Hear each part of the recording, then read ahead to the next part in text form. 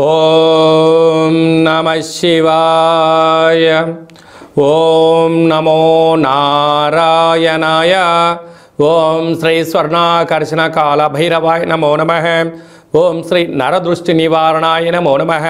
అతిక్రూర మహాకాయ కల్పాంతర దహనోపమ శ్రీ అష్టకాల భైరవ దేవతాభ్యో నమో నమః. హరి ఓం.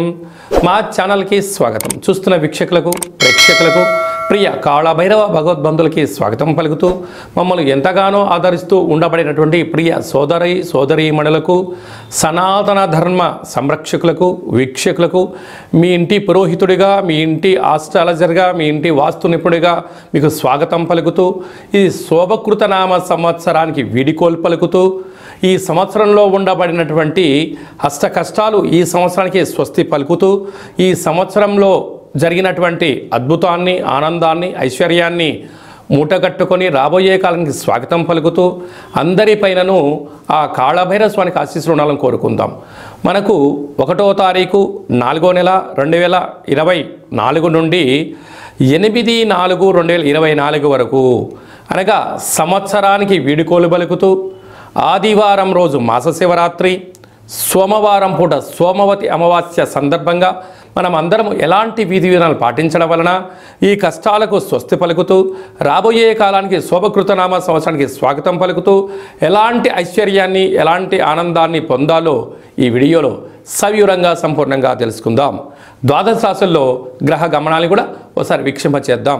మేషరాశిలో బుధుడు మరియు గురు సంచార స్థితి, కన్యరాశిలో కేతు సంచార స్థితి, కుంభరాశిలో కుజుడు శుక్రుడు శని సంచార స్థితి, మీనరాశిలో రవి రాహుల సంచార స్థితితో గ్రహ గమనాలు ఈ విధంగా ఉన్నాయి. మకర రాశి వారికి ఒకవైపు ఏళ్లనాటి శని చివరార్థ సంచార స్థితిలో ఉండడం వలన, 2వ స్థానంలో శని సంచార స్థితి ఉండడం వలన నీలం రంగు పుష్పాలు, నీలం రంగు గాజులు, నీలరంగు చీరను సారని ఏర్పాటు చేసుకొని ఇష్టదేవతలకు నైవేద్యంగా పెట్టుకొని పితృదేవతల యొక్క ఆశీస్సులు పొంది గ్రామదేవత దగ్గర దీపాన్ని వెలిగింపచేసి చాకలి వారికితో దిష్టి తీయించుకొని వీటిని దానము చేయడం వలన మనశ్శాంతి, ధనవృద్ధి, యోగము, విదేశీయానము, అఖండ ధనప్రాప్తి మీ సొంతం అవుతుందని చెప్పి గమనించాలి. ఈ తెలుగు సంవత్సరాది చివరి మాస శివరాత్రి, సోమవారం అమావాస్య, సోమవతి అమావాస్య సందర్భంగా మనము ఈ సంవత్సరంలో ఉన్న కష్టాలను ఎలా స్వస్తి పలుకుతూ ఎలా స్వాగతం పలకాలి అన్నట్లయితే వీలైనంత వరకు గృహాన్నంతా శుద్ధి పెట్టుకొని వీలైతే పెయింట్స్ కానీ రంగులు కానీ వేయించేసుకొని నూతన వస్త్రాలను మనం ఏర్పాటు చేసుకోగలగాలి. అదే కాకుండా ఆదివారం రోజు మాస శివరాత్రి మహాదేవుడికి యథాశక్తిగా పంచామృతములతో, గరికతో, నవధాన్యాలతో యథాశక్తిగా అభిషేకం చేసుకోవడం. ఎందుకనగా మహాశివరాత్రి అంటే వచ్చేటువంటి మొట్టమొదటి మాస శివరాత్రి అవ్వడం, తెలుగు సంవత్సరాదిలో శోభకృతి నామ సంవత్సరంలో చివరి మాస శివరాత్రి అవ్వడం, అలాగనే చివరి అమావాస్య అవ్వడం.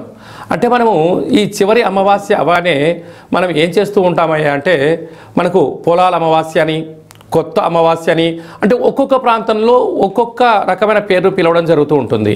కనుక ఎవరి ఆశీస్సులు మనకు ఉండలేకపోయినా పితృదేవతల యొక్క ఆశీస్సులు మనకు శ్రీరామ రక్ష, గ్రామ దేవతల యొక్క రక్ష మనకు శ్రీరామ రక్షగా భావించగలగాలి. ఎందుకనగా ఒక ఇంటికో పెద్ద ఎలా ఉంటాడో ప్రతి గ్రామానికి గ్రామదేవత పెద్దమ్మ తల్లి ఉంటుంది. రాయలసీమ ప్రాంతంలోనేమో పోలేరమ్మని, ఎల్లమ్మని, పోచమ్మ అని చెప్పుకుంటూ ఉంటాం. అదే మనం ఆంధ్ర వైపు వచ్చామనుకోండి నూకాలమ్మని, పెద్ద పెద్ద కార్యక్రమాలు అమ్మవారికి జరుగుతూ ఉంటాయి. మనకు తెలంగాణ రాష్ట్రానికి వచ్చేటువంటి లోపల మైసమ్మని, నల్లపోచమ్మని, విశేషంగా బంగారు మైసమ్మ అని చెప్పి పెద్దమ్మ తల్లి అంటాడు. అంటే ప్రాంతం ఏదైనా భావము ఒక్కటే, అమ్మవారు సహస్రాది రూపాలలో ఉంటారు. కనుక అమావాస్య రోజున తెలుగు సంవత్సరానికి అమావాస్యకు వీడుకోలు పలుకుతూ ఈ సంవత్సరంలో జరిగినటువంటి ఆటంకాలంతనూ కూడా తొలగింపజేసే శక్తి ఈ యొక్క కొత్త అమావాస్య అంటారు. అంటే కొత్త సంవత్సరానికి మనం స్వాగతం పలకబోతూ పాత సంవత్సరానికి వీడుకోలు పలుకుతూ ఈ కొత్త అమావాస్య రోజు మనం ఏం చేయాలి అన్నట్లయితే గతించినటువంటి పెద్దవారి యొక్క స్మరణ, వారి పేరు పైన మనము పశువులకు కానీ బ్రాహ్మణులకు కానీ స్వయం పాకం దానం ఏర్పాటు చేయడం. రెండవది కులదేవతలు. ఇష్టదేవతలు, గ్రామ దేవతల యొక్క పూజ. అందుకే ఇలాంటి కాల సమయంలో మనం ఏం చేయగలగాలి అన్నట్లయితే ఇంటినంతా శుద్ధి పెట్టుకొని ఇంటి గుమ్మాలకు కానీ సింహద్వారాలకు కానీ శ్రీరామ అనేటువంటి అక్షరాలను రాసుకోవడం, స్వస్తికి రాయడం, అలాగనే ఇంట్లో పూజా మందిరంలో దేవతల్ని శుద్ధి పెట్టుకొని అఖండమైన దీపాన్ని ఆ ఒక్క పూట పెట్టుకొని, మనకు పులగము అంటారు రాయలసీమ ప్రాంతంలో, అలాగే మనకు తెలంగాణకు వచ్చినప్పుడు కిచిడి అంటారు, ఆంధ్ర ప్రాంతానికి వచ్చినప్పుడు పులిహోర అంటాం. అంటే ఒక్కొక్క ప్రాంతంలో ఒక్కొక్క రకం అంటే ఉడికేటువంటి అన్నంలో అంటే బియ్యంలో పెసరపప్పు కొద్దిపాటి పసుపును వేసి అన్నాన్ని ఉడికింపచేసి తెల్ల నువ్వుల పచ్చడిని ఏర్పాటు చేసుకొని, అలాగనే గారెలు, బూరెలు, ఉండ్రాళ్ళు, భక్ష్యాలు లాంటివి చేసుకొని కులదేవతలకు నైవేద్యంగా పెట్టి గతించిన పెద్దవారికి నైవేద్యంగా ఏర్పాటు చేసుకొని, అవన్నీ ఏర్పాటు చేసుకొని ఒక కొత్త చీరే, 2 జాకెట్ పీసులు, గాజులు, పూలు, పళ్ళను ఏర్పాటు చేసుకొని మన ఇంట్లో అంటే మన ప్రతి గ్రామంలో చాకలి వాళ్ళు ఉంటారు, వారిని పిలిచి వారికి బొట్టు పెట్టి గాజులు పెట్టి వారి చేత మీరు ఇంటి యజమానులందరూ కూడా చీపిరి అనగా జాడు అంటే మనకు తెలంగాణ ప్రాంతంలో పొరక అంటారు ఒక్కో ప్రాంతంలో, వాటితో దిష్టి తీయించుకొని ఈ చాకలి వాళ్ళను ఇంటి ఆడపడుచుగా మనం భావిస్తాం కనుక ఈ వండినటువంటి పదార్థాన్ని వారికి నైవేద్యంగా పెట్టి వీరికి ఆడపిల్లగా మనకు ఆడపడుచుగా భావించి పెట్టడం వలన సాక్షాత్తుగా అమ్మవారి యొక్క రూపమే వారి అని భావించాలి కనుక వారికి ఆ రోజు వారి చేత ఇంటిలో దిష్టి తీయించుకోవడం, ఇంటిలో ఒక గుమ్మడికాయని పలగొట్టించడం, వారి చేత మనము ఆశీర్వచనం పొందడం, వారికి ఈ యొక్క స్వయం పాకాన్ని వండినటువంటి ఈ పులగాన్ని ఏర్పాటు చేయడం వలన వారే గ్రామ దేవతల రూపంగా భావించాలి. ఇచ్చి ఏర్పాటు చేసినట్లయితే మనకు పట్టినటువంటి శని, మనకు పెట్టినటువంటి దరిద్రము సర్వము తొలగిపోయి సంపూర్ణంగా ఐశ్వర్యానికి రాబోయే సంవత్సరానికి స్వాగతం పలుకుతారని చెప్పి గమనించాలి. వీలైనంత వరకు చాకలి వాళ్ళతో దిష్టి తీయించుకోవాలి. మన తెలంగాణ ప్రాంతంలో చాకలి వారిని మడేలా అని మరొక పేరు కూడా ఉంటుంది.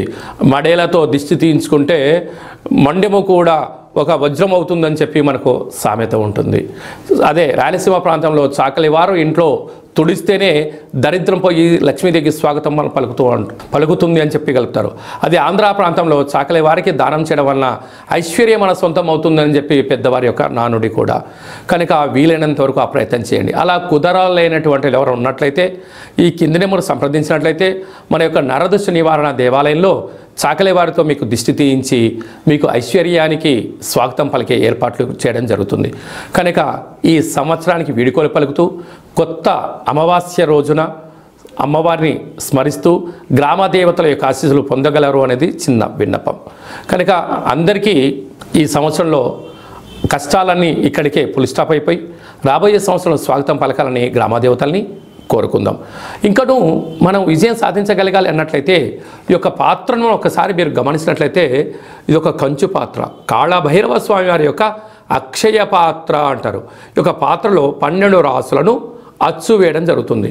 ఈ పాత్రతో ఉపయోగాలు ఏమిటయ్యా అనగా కంచు మోగినట్టు కనకంబు మోగదు గదరా సుమతి అని చెప్పి సుమతి శతకంలో చెప్పినట్టుగా ఈ యొక్క పాత్రను మనం ఇంట్లో ఉంచుకోవడం వలన ఇలా ఒకసారి శబ్దం చేసినట్లయితే ఓంకారనాదం రావడం జరుగుతుంటుంది. ప్రణవం ఓంకారం అంటే మనం ఏ పని ప్రారంభించినా ఓం అనే శబ్దంతోనే ప్రారంభిస్తాం.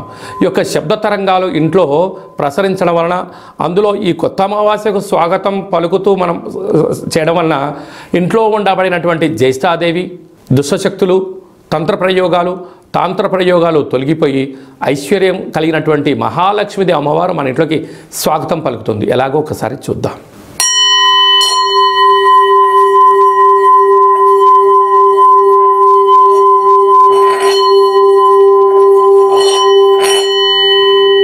ఈ యొక్క ఓంకారనాదాన్ని స్మరణ చేయడం వలన ఇంట్లో కాళభైరవ స్వామికి ఆశీలు కలిగి అమ్మవారి యొక్క ఆశీలు కలిగి అద్భుతం కలుగుతుంది. ఈ ఆసక్తి గలవారు ఈ అక్షయ పాత్రను ఎవరైతే సొంతం చేసుకుంటారో వారందరికీ కష్టాలు తొలగిపోయి ఐశ్వర్యం, నరదృష్టి, శత్రు ప్రభావాలు, తాంత్రిక ప్రయోగాలు తొలగిపోయి వ్యాపార ఆకర్షణ, జనాకర్షణ, వివాహం కాని వారికి వివాహము, సంతానం లేని వారికి సంతానము, ధనం కావాలనుకున్న ధనము, విదేశాన్ని వెళ్ళాలి అనుకున్న వారు ఏదైతే కోరుకుంటారో అవన్నీ కాళభైరవుడు స్మరిస్తేనే ఇవ్వడం జరుగుతుంది. మీకు ఈ యొక్క అక్షయ పాత్రతో పాటు పిరమిడు, డాలరు, కంకణము మీకు ఏర్పాటు చేస్తూ పూజా కార్యక్రమాన్ని ప్రత్యక్ష ప్రసారంగా చూపించడం జరుగుతుంది. మీ పేరు పైన 41 రోజులు కూష్మాండ దీపాన్ని కూడా పెట్టడం జరుగుతుందని చెప్పి గమనించాలి. మీ వ్యక్తిగత జాతకం తెలుసుకోవాలనుకుంటున్నారా? మీ యొక్క పేరు, పుట్టినటువంటి తేదీ, నెల, సంవత్సరం, సమయం రాసి మీరు వాట్సాప్లో పంపించగలిగినట్లయితే సంపూర్ణమైనటువంటి జాతకాన్ని 100 సంవత్సరాల జాతకాన్ని వ్రాసి పంపించి మీరు పుట్టినప్పుడు గ్రహ గమనాలు ఎలా ఉన్నాయి, ప్రస్తుతం ఎలా ఉండబోతున్నాయి, రాబోయే కాలంలో ఎలా మారబోతున్నాయో సవివరంగా సంపూర్ణంగా తెలియజేయడం జరుగుతుంది. అలాగనే చాలామందికి డేట్ ఆఫ్ బర్త్లు ఉండవు. మీ పేరు యొక్క మొదటి అక్షరాన్ని అనుసరిస్తూ రాశిని తెలియజేస్తూ గ్రహ గమనాల పరిస్థితి వివరిస్తూ రమణ శాస్త్రం ద్వారా అనగా గవ్వళ ద్వారా భూత, భవిష్యత్, వర్తమానాన్ని కాళభైరవ ఉపాసన చేత తెలియజేయడం జరుగుతుంది. ఆసక్తి గలవారు, జ్యోతిష్యం తెలుసుకోవాలనుకుంటున్నవారు, జ్యోతిష్యం అనగా భవిష్యత్తుని ముందే అంచనా వేయడం, దానికి అనుకూలంగా ముందుకెళ్ళడం కనుక తెలుసుకొని మిమ్మల్ని ముందుకు తీసుకెళ్లే ప్రయత్నం జరుగుతుంది. కనుక ఆసక్తి గలవారు ఈ కింది నెంబర్ సంప్రదించి వాట్సాప్ ద్వారా, ఆన్లైన్ ద్వారా, ఆఫ్లైన్ ద్వారా అపాయింట్మెంట్ తీసుకొని సంప్రదించగలరు. అలాగనే భార్యాభర్తల మధ్య తరచూ గొడవ పడుతున్నారా? పోలీస్ స్టేషన్లు గొడవలు మనశ్శాంతి లేని జీవితం పొందుతున్నారా? మీకు కాళభైరవ స్వామి యొక్క ఆశీల చేత పేరులో స్వల్పమైన మార్పు చేత చిన్న చిన్న ఆచరణల ద్వారా మీకు ఉండబడినటువంటి ఆటంకాలు తొలగిపోయి ఐశ్వర్యం కలగాలని సలహాలు సూచనలు జరుగుతుంది. మీ అబ్బాయి కానీ అమ్మాయి కానీ ఎంత ప్రయత్నం చేసినా వివాహం కుదరట్లేదా? వచ్చినటువంటి సంబంధంలో అమ్మాయి జాతకంలో ఏమన్నా గండాలు, దోషాలు ఏమైనా ఉన్నాయా? అంటే మన అబ్బాయి యొక్క జాతకంలో కానీ మన అమ్మాయి యొక్క జాతకంలో ఎలాంటి యోగాలు ఉన్నాయో కూడా మీకు తెలియచేయడం జరుగుతుంది. కనుక అందరికీ ఈ సంవత్సరానికి వేడుకోలు పలుకుతూ ఈ కొత్త అమావాస్య రోజున కాళికామాత కాళభైరవ యొక్క ఆశీస్సులు పొందాలని కోరుకుంటూ ఆశీర్వచనం.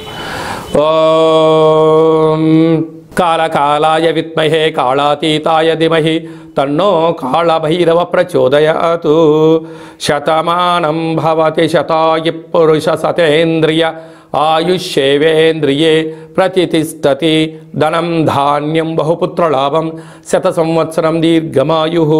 మహా అమావాస్య, మౌని అమావాస్య, దేవత కాళికా దేవత, కాళభైరవ దేవత అర్పణమస్తు. ఈ వీడియో మీకు నచ్చినట్టయితే లైక్ చేయండి, షేర్ చేయండి, మా ఛానల్ని సబ్స్క్రైబ్ చేసుకోండి. నేను చేస్తున్న వీడియోలో మీకు ముందస్తుగా నోటిఫికేషన్ రావాలి అన్నట్టయితే గడ్డ సింబల్ ప్రెస్ చేయండి, అలానే బటన్ కూడా తెలియచేయండి. ఈ యొక్క కొత్త అమ్మవారి యొక్క ఆశీస్సులు మీరు అదనంగా ఉచితంగా పొందాలి అన్నట్లయితే మీరు ఎవరి క్షేమానైతే కోరుకుంటున్నారో లేక మీ క్షేమాన్ని ఎవరితో కోరుకుంటున్నారో వారికి ఈ వీడియోను ఫార్వర్డ్ చేసి ధర్మాన్ని కాపాడుతూ అమ్మవారి యొక్క ఆశీస్సులు పొందగలరు.